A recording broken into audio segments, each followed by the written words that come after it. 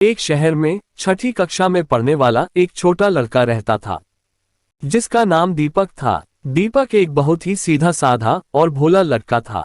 एक दिन जब दीपक अपने कमरे में किताब पढ़ रहा था तो माँ ने आकर उसे कहा, दीपक जाओ पास की दुकान से इस लिस्ट में जो सामान लिखा है वो लेकर आओ।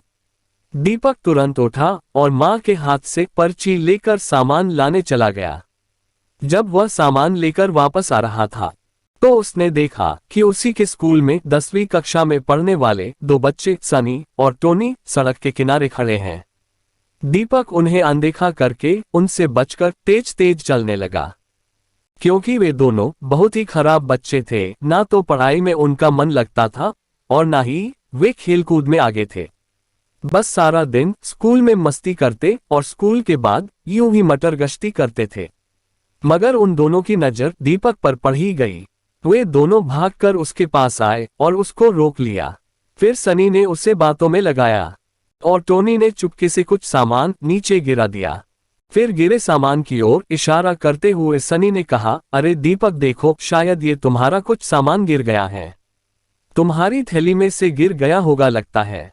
दीपक ने जैसे ही उस सामान को उठाकर देखा तो टोनी ने तुरंत ही अपने मोबाइल से उसका फोटो खींच लिया और उससे कहा, तुम चोरी भी करते हो दीपक, ये तुम्हारे हाथ में मेरा सामान है, मैं कब से इसे ढूंढ रहा था।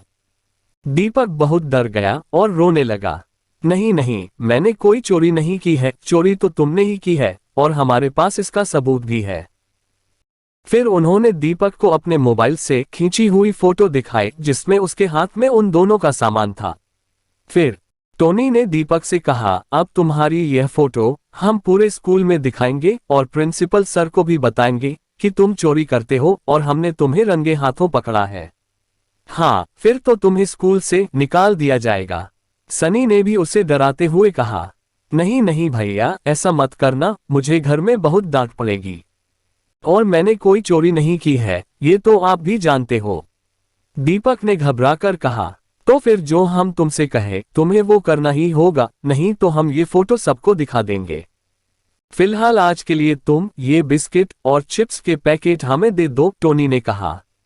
भैया पर मैं माँ को क्या कहूँगा, दीपक रोते हुए बोला। वो सब तुम ही देखो। और बिस्किट और चिप्स लेकर वे दोनों हंसते हुए वहां से चले गए। दीपक इसी सोच में था कि घर पर क्या कहेगा। तभी उसे एक भिखारी दिखा और उसके दिमाग में एक आइडिया आया। उसने घर जाकर माँ को कहा कि बिस्किट और चिप्स उसने एक भूखे भिखारी को दे दिए। माँ गुस्सा भी हुई और खुश भी। उस दिन तो दीपक बच गया, पर उसे बहुत दुख भी हुआ कि उसने पहली बार माँ से झूठ बोला है। अब तो ये आए दिन की बात हो गई थी। सनी और टोनी अक्सर दीपक से अपना कोई ना कोई काम करवाते रहते थे।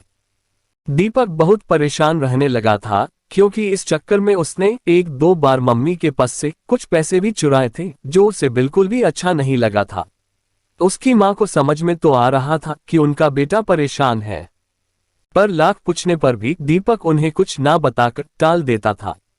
एक दिन दीपक बहुत ज्यादा परेशान हो गया और रोने लगा। माँ जब उसके कमरे में गई और प्यार से उसके सिर पर हाथ फेरने लगी तो दीपक के सब्र का बांध टूट गया और उसने माँ को सारी बात बता दी। माँ ने गुस्सा करने के बजाय उसे गले लगाते हुए कहा, रो मत दीपक, देखो जो हुआ वो हुआ, पर बेटा मैंने तुम्हें कितनी बार समझाया था कि अपने माता पिता से कभी भी कोई बात नहीं छुपाना चाहिए। कितनी भी बड़ी गलती हो या कोई भी बात हो, सबसे पहले अपने माता पिता या घर में किसी को बतानी चाहिए।